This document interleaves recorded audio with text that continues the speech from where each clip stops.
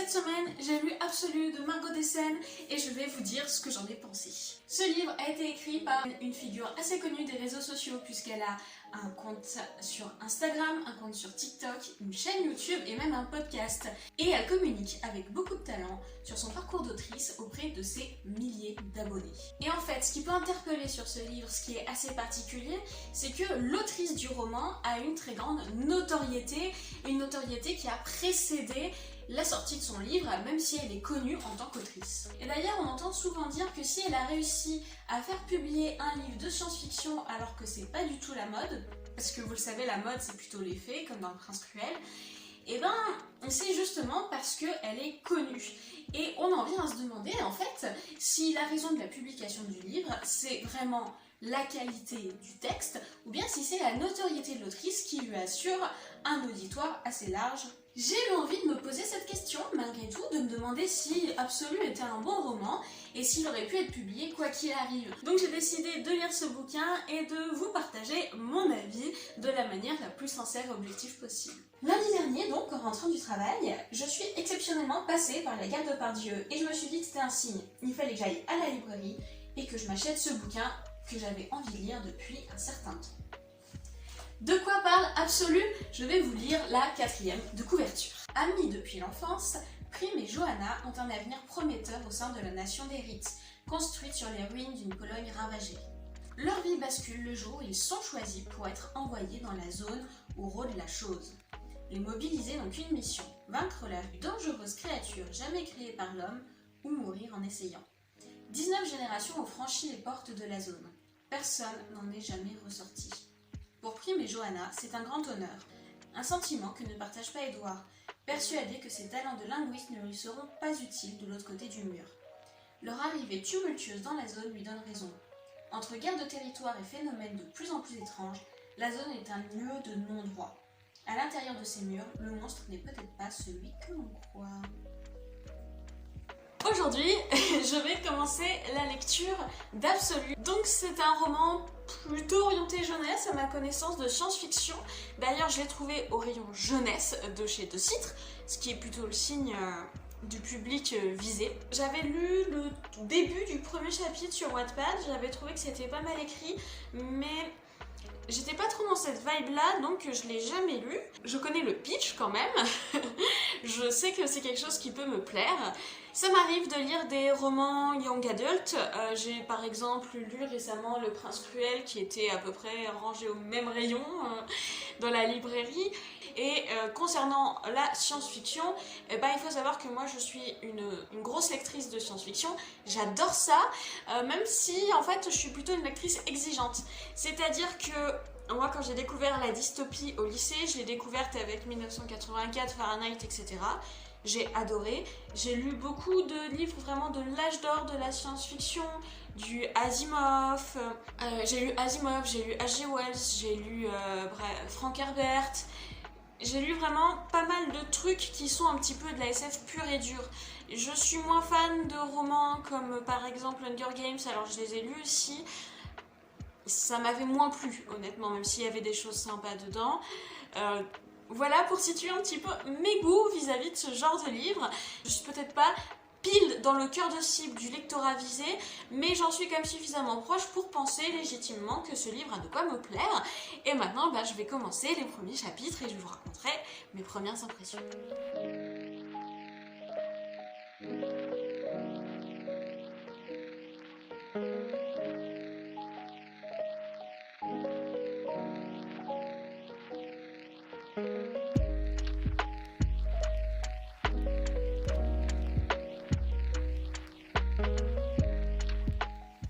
Petit point lecture. J'ai lu à peu près 100 pages et pour le moment je trouve que c'est intéressant, c'est une lecture fluide, on s'ennuie pas.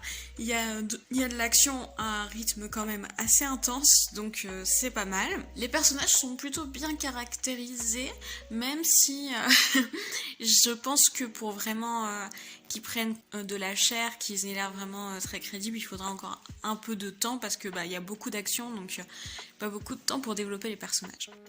On commence doucement à avoir des informations.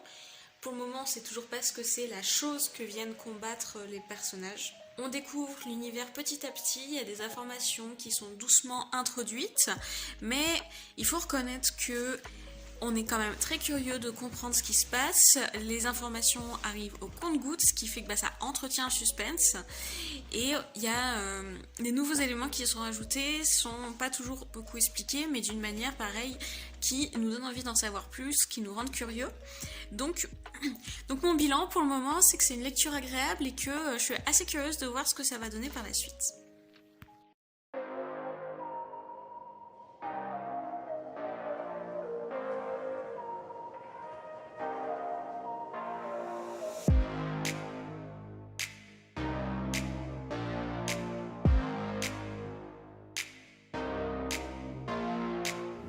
J'en suis quasiment à la page 150 et j'ai 2 remarques à faire sur les personnages. D'abord, je crois que mon personnage préféré, c'est Edouard. Je crois que Margot Dessen a beaucoup aimé Fullmetal Alchemist et je me demande si c'est pas une référence au personnage d'Edouard Elric. Et dans ce cas-là, je dois dire qu'elle a bon goût, même si c'est pas du tout la même personnalité. Mais Edouard, en tout cas, je trouve qu'il est attachant parce qu'il doute. Il doute beaucoup de lui, il a l'air de se croire incapable alors qu'on voit bien qu'il arrive à faire des choses. Et c'est vrai que ce genre de personnage, c'est des personnages attachants, ceux qui n'ont pas confiance, ceux qui croient qu'ils vont pas y arriver. C'est facile de se mettre à leur place parce que nous aussi, on doute dans la vie. On a toujours des moments où on pense qu'on va pas y arriver, etc. Et du coup, c'est vrai qu'on s'identifie facilement à ce personnage, on a facilement de l'empathie. Et en plus, ça a l'air d'être quelqu'un de très humain, de très solidaire, prêt à aider les autres. Donc, vraiment, pour le moment, c'est mon personnage préféré. Même si Prime et Johanna sont des personnages qui ont l'air plutôt sympathiques, ils ont un petit côté parfait, qui les rend un peu plus lisses. Bon, ils sont intéressants, hein, mais c'est vrai que mon préféré, c'est Edouard. Et deuxième chose que je voulais dire, c'est qu'il y a un personnage qui s'appelle Lake, quelque chose comme ça, Lake, qui est vraiment pour le moment, mais c'est genre, on dirait que c'est le méchant, genre à chaque fois qu'il intervient c'est pour prendre les pires décisions possibles et pour être un connard arrogant. Et en fait je trouve que c'est pas, j'aime pas ce genre de personnage qui est une sorte de personnage fonction qui sert à être un obstacle supplémentaire.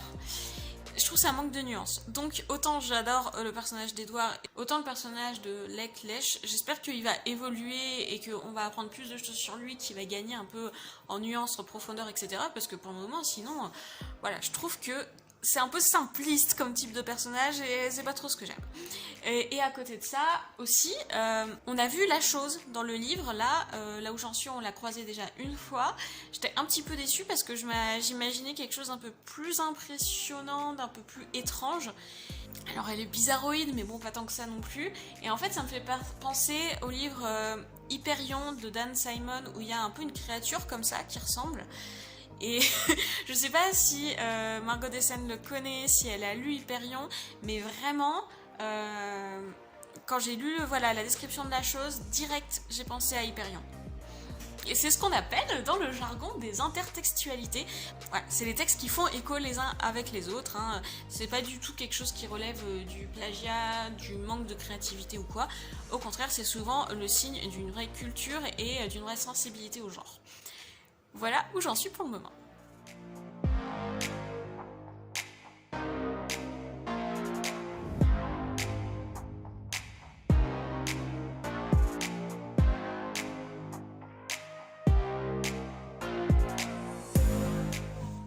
J'en suis à la moitié du livre à peu près. Ça n'a pas énormément progressé, c'est surtout des scènes d'action et puis il y a des points de vue de personnages qui viennent s'ajouter les uns à la suite des autres. Je crois que j'ai particulièrement d'affection pour Susanna, parce que c'est un des personnages qui n'est affilié à personne dans les différents clans pour le moment, et le fait qu'elle soit un petit peu en mode survie individuelle, à chercher à lire, etc.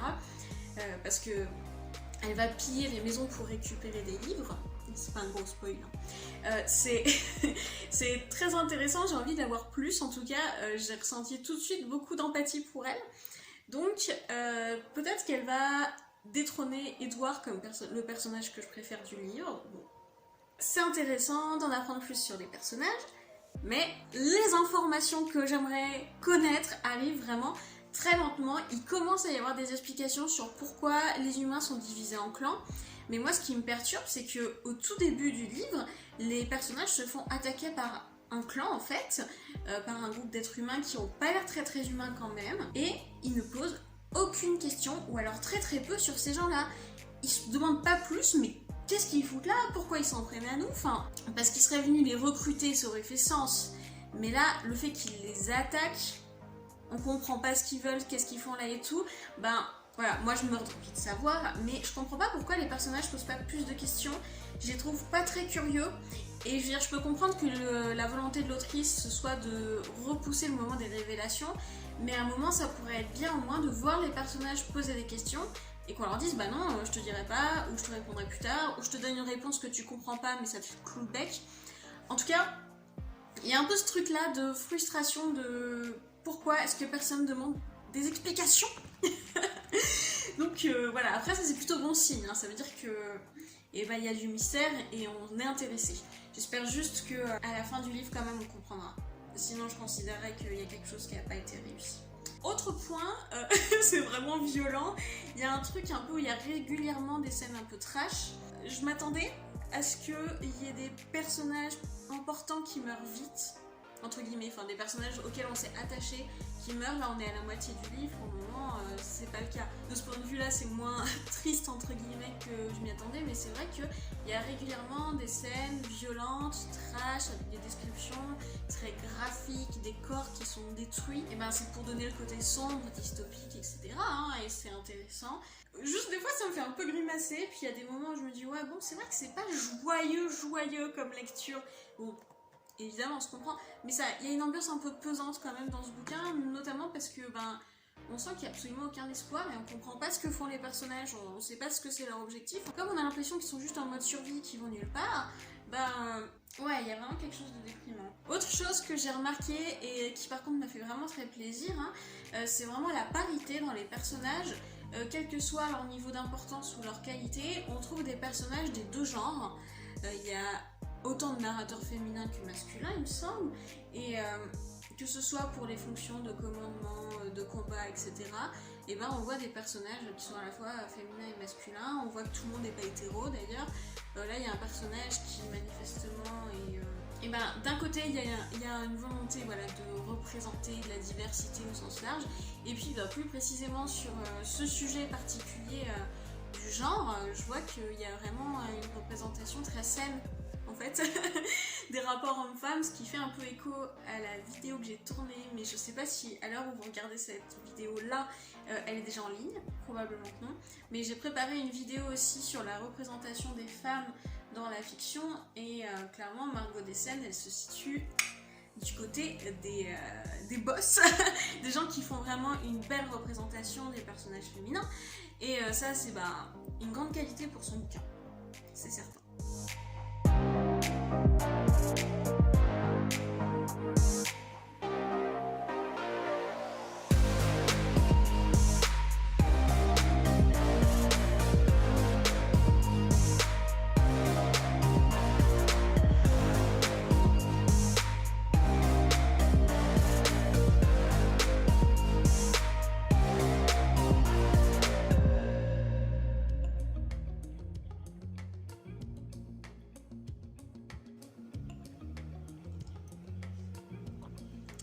J'ai fini de lire Absolu hier soir, mais j'ai pas fait de vidéo parce qu'il était un peu tard et qu'il n'y avait pas de lumière, alors j'avais pas la motivation. Mais évidemment ça a fini par un giga cliffhanger, donc j'étais un petit peu frustrée que ce soit terminé, j'avais envie de lire la suite. Et j'ai trouvé vraiment que la toute fin du bouquin, là, le moment du climax, vraiment c'était très très réussi. Il y avait vraiment une intensité dans ces dernières scènes. Le personnage d'Edouard en particulier a vraiment eu une évolution très réussie, et on sent qu'il est arrivé au bout de quelque chose de manière très très réussie. Le personnage, en fait même les personnages de Susanna et de Prime, j'ai trouvé que là où ils en étaient à la fin, au moment du climax, ben, ils avaient vraiment eu une évolution et un progrès, Et vraiment, c'était une scène où je les ai tous trouvés très très touchants. Et vraiment, ça c'était très agréable à lire, très intéressant. Donc ça m'a plu. Peut-être un point que je dirais un petit peu négatif, c'est que bon, je suis toujours très frustrée parce qu'il y a plein de choses pour lesquelles j'aurais aimé avoir des réponses à la fin de ma lecture et j'en ai pas eu. Il y en a, j'imagine qu'on les aura après, les explications, mais il y en a, ça pourrait venir. Genre par exemple, pourquoi est-ce que l'ordre nouveau est aussi violent? Pourquoi est-ce qu'il a été violent dès le début? Ils sont vraiment très dangereux, ils passent leur temps à canarder tout le monde. On ne sait pas exactement pourquoi ils sont à ce point-là dangereux et violents. De la même façon, tout le fonctionnement des Willis avec les deux reines, etc., il y a très peu d'explications. Il y a des choses, la religion des Willis autour de la déesse Cyrine, j'aurais aimé en savoir plus. On sait qu'il y a une religion, on sait qu'elle vénère la chose, on ne comprend pas pourquoi. Moi j'aurais aimé savoir ce qui se passe dans leur tête, comment est-ce qu'elles en arrivent à penser que ce machin-là qui est quand même ultra dangereux, ultra mortel, eh ben ça pourrait être un truc positif. Et quand ils parlent des accomplis comme des apôtres, à quoi ils sont censés servir? Voilà, il y a des trucs, vraiment des questions pour lesquelles je pense qu'il y aurait dû avoir au moins un début de réponse, et c'est un peu frustrant. C'est le défaut que je vois à ce livre, c'est que ça manque d'explications malgré tout. Alors il y en a qui sont arrivés, on comprend, à la fin du livre, on comprend par exemple quel est le but de l'ordre nouveau, qu'est-ce que c'est que ce machin, et c'était une des grosses questions que je me posais. On comprend peut-être un petit peu mieux pourquoi est-ce qu'il y a eu cette division en clans, mais il y a énormément de choses pour lesquelles on n'a pas d'explication, et j'imagine que ça va arriver plus tard, mais à l'heure actuelle ça me frustre. Un autre bon point aussi dont je me rends compte là, c'est que l'histoire, même si elle se passe à un instant T, on voit qu'il y a un passé, on voit que même si nos personnages qui arrivent c'est la 20e génération, il s'est passé des trucs avant eux, et on voit un peu que certains personnages sont hantés par ce passé, notamment les personnages comme Raina ou Alexander. On sait qu'il s'est passé des trucs entre eux, que c'est un peu mystérieux, on va sans doute y revenir, et ça je trouve que c'est intéressant de voir vraiment que tout se passe pas au même moment, qu'il y a eu un passé, un passif et tout. Et par contre, j'ai pas du tout compris comment Edward a réussi son exploit final. Je sais pas, j'aurais aimé comprendre un peu plus ce qui se passe dans sa tête et comprendre un peu plus comment il y est arrivé. Là, ça me paraît... Alors c'est sûr que c'est impressionnant et surprenant et tout ça, mais... j'aurais aimé mieux comprendre, et c'est vraiment en fait à la fin de chaque moment où j'ai lu, etc. En fait, tout au long de ma lecture, le seul défaut que j'ai vraiment vu, c'était qu'on comprenait pas assez. J'aurais voulu mieux comprendre ce qui se passait. Ma question que je me posais tout le temps, c'est pourquoi. Voilà un petit peu mon état d'esprit aujourd'hui à la fin de la lecture du livre. Globalement, je crois que c'était quand même une lecture qui m'a plu et qui m'a... dans laquelle j'ai été vraiment prise, investie émotionnellement, et ça, c'est un très bon signe. Alors maintenant que j'ai fini de lire ce livre, il est temps de conclure et de répondre à la question avec laquelle on avait commencé cette vidéo. Qu'est-ce que vaut ce livre? Est-ce que c'est un livre de qualité? Est-ce qu'il aurait pu être publié si Margot Dessen n'était pas déjà connue? Alors, avant de répondre, il va falloir commencer par évacuer tous nos différents a priori. Et il peut y en avoir de toutes sortes. Parce que, par exemple, si on est un petit peu jaloux de la réussite de Margot Dessen, si on est un petit peu mesquin, on peut très bien se lancer dans la lecture du livre en se disant que elle a justement publié parce qu'elle était célèbre, cherché tous les défauts, et évidemment qu'avec une mentalité aussi négative, on va pas passer un bon moment, on va pas apprécier la lecture. Il vaut mieux ne pas partir avec un a priori négatif comme ça, si on veut être objectif. Mais moi, c'est pas mon cas. D'abord parce que j'ai plutôt de la sympathie pour Margot Dessen, je la connais pas, mais je la suis depuis un petit moment sur les réseaux sociaux, et je vois que c'est quelqu'un qui a l'air d'être très investi, très perfectionniste, très sincère dans tout ce qu'elle fait, et par exemple j'ai écouté pas mal de ses podcasts et on sent vraiment que c'est quelqu'un qui travaille fort, qui sait faire des belles choses, des bonnes choses, Et donc j'avais plutôt dans l'idée que de toute façon son livre ne serait jamais complètement raté. Et c'est pour ça que j'avais envie de le lire, en plus de la curiosité liée à sa personnalité. Il y avait la certitude que ce serait un bon livre. Mais je pense pas partie des plus grands fans ou de la communauté la plus active de Margot Dessen. Et je pense que pour eux, il y a même le risque inverse. Ils peuvent être tellement hypés, tellement enthousiastes à l'idée du livre qu'ils vont se dire que ce sera sans doute leur meilleure lecture de l'année. Et il y a des chances qu'avec de très grosses attentes, on soit déçu. Maintenant qu'on a dit ça, il va falloir réfléchir un petit peu à qu'est-ce que c'est un bon livre. Vous le savez, il y a des livres très populaires qui sont détestés par énormément de gens.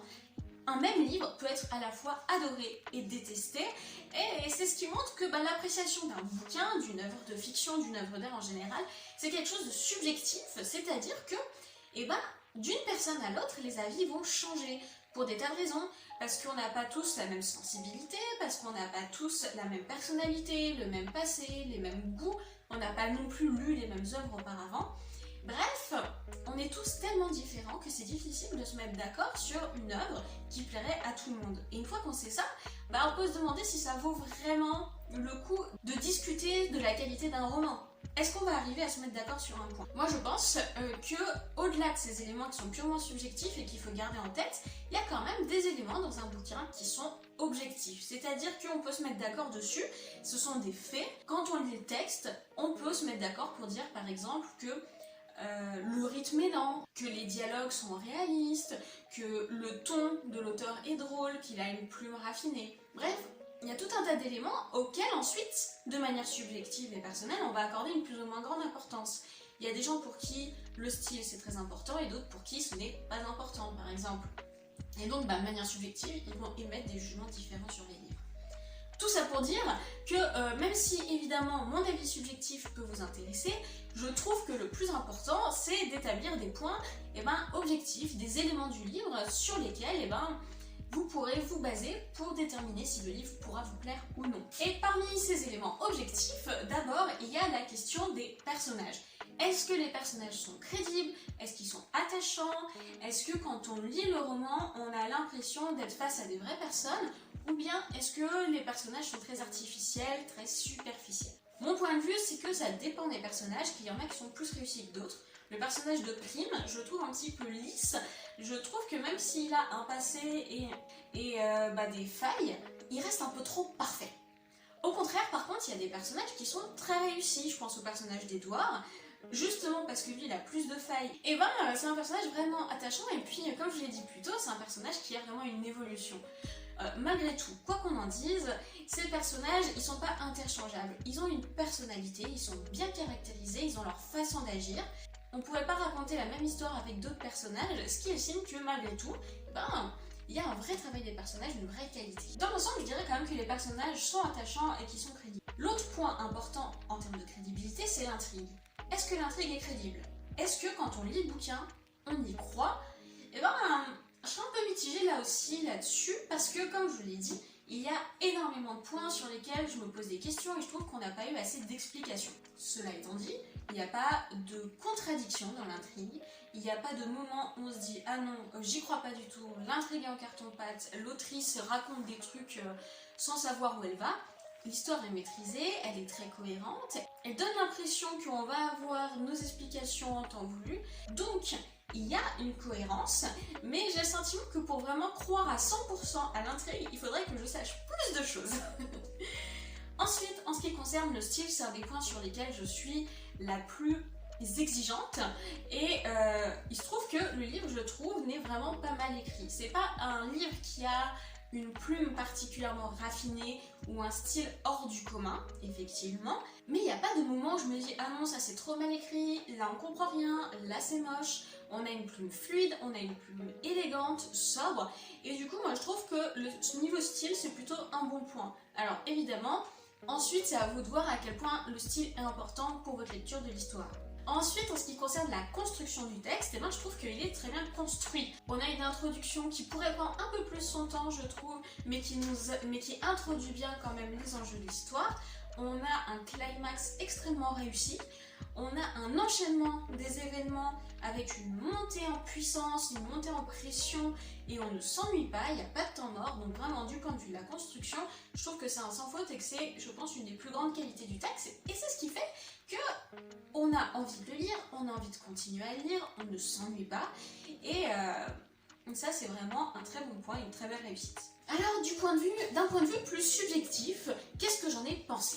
J'ai trouvé que c'était une lecture agréable et j'ai clairement envie de lire le deuxième tome. Je pense que je l'achèterai dès sa sortie, ce qui signe que c'est plutôt un bon bouquin parce que je dis pas ça pour toutes mes lectures. L'intrigue est bien menée, ça se lit tout seul, c'est fluide. Par contre, j'ai pas eu un coup de cœur monumental sur ce texte, parce que j'ai le sentiment que c'est lié au fait que c'est un tome 1, qu'il y a une montée progressive en puissance, et que l'autrice là est en train de poser un peu ses pions, mais qu'elle prépare la suite, qu'elle prépare le feu d'artifice final.